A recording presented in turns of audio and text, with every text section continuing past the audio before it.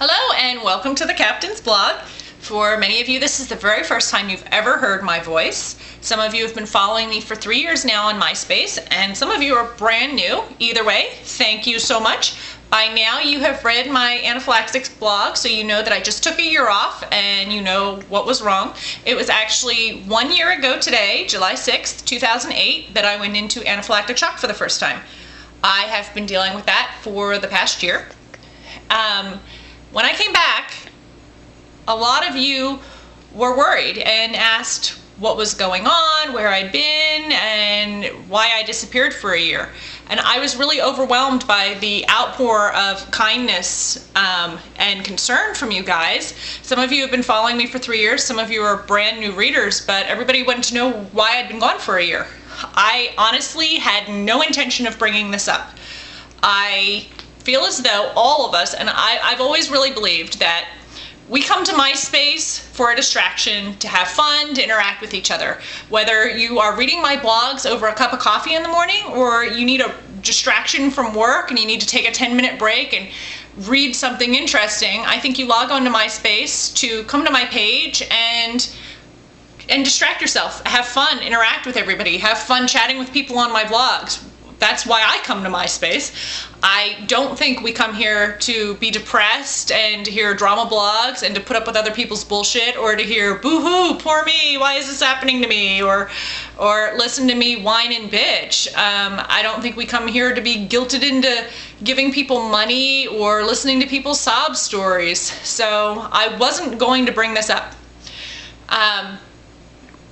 I'm, like I said, overwhelmed that all of you guys care about me and love me enough that you were concerned about where I was, and that's why I felt as though I owed you an explanation. But it's not funny or interesting, and that is why I turned off the comments on the longer blog.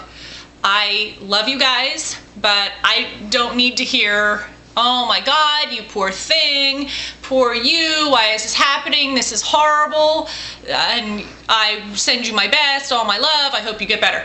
I love you guys, I really do, but I don't want to have, 10 pages of comments that all say, gee, this sucks, because it absolutely does suck.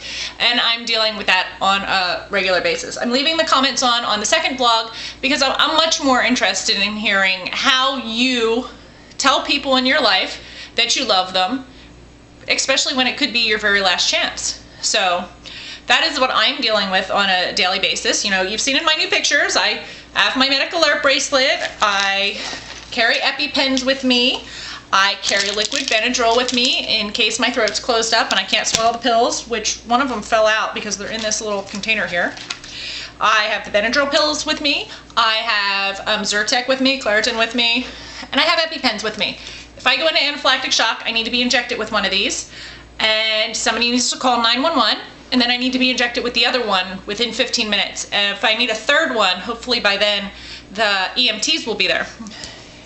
If I go into anaphylactic shock, somebody needs to take one of the EpiPens and take the cap off, inject it right into my thigh, and call 911. This is a reality to me. I have to be very careful about what I eat, what I drink, where I go, who I'm with. If I'm with somebody that can take care of me, if I go into anaphylactic shock, if I'm by myself, I make sure that I'm not going to eat anything that's going to make me have an attack. I usually make sure I'm with somebody at all times in case I become paralyzed and go into anaphylactic shock and can't move. So it's a reality for me.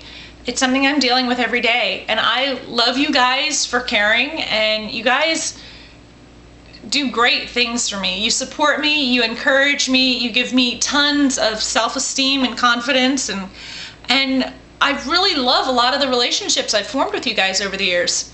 But I don't really want to talk about this again. It's something I'm dealing with, it's something I'm living with, and I don't want this to turn into like a Todd and Chad and Babe thing where it just gets out of control and it becomes this big, huge, depressing ordeal. I don't want to talk about this again. There's going to be a few blogs that I'm going to post about specific instances where it's happened and it was, overwhelming for me, and I want to write that down and get my thoughts out on it. But I don't constantly want to hear you guys going, how are you doing today? Are you okay? Have you gone into anaphylactic shock lately? So hopefully now you guys know why I was gone, and we're going to get back to having fun. Okay? So see you guys in the blog comments, and thanks for all your love and support lately. Bye-bye.